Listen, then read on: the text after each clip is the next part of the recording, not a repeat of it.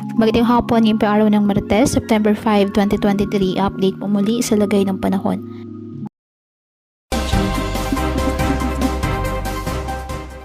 Lumakas pa at isa naganap na tropical depression o bagyo ang low pressure area na minomonitor sa may silangan ng extreme northern Luzon at ngayon po ay may local name na Ineng ng Pag-asa.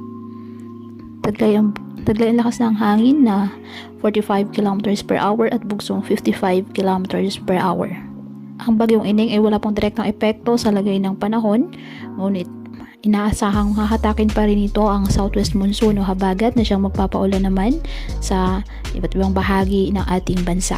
Ngayong araw, ang Batanes, asahan po ang maulap na kalangitan na may kalat-kalat na pag-ulan at thunderstorms dahil po rin po yan sa trough ng bagyong Hana.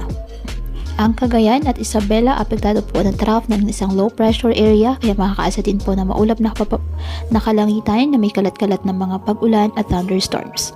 Ang Pangasinan, Zambales, Bataan at Occidental Mindoro, asahan po dyan ang monsoon rains dahil pa rin po sa habagat.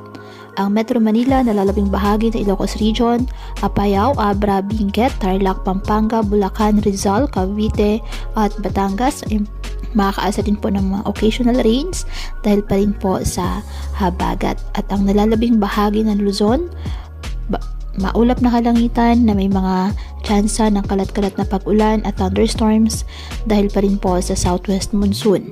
Kaya pinapayuhan ng ating mga kababayan na may maingat at maging alerto po sa mga posibleng pagbaha at pagguho ng lupa at ugaliin na magdala palagi ng payong o kahit anumang panangga sa ulan sa tuwing lalabas ng ating mga tahanan.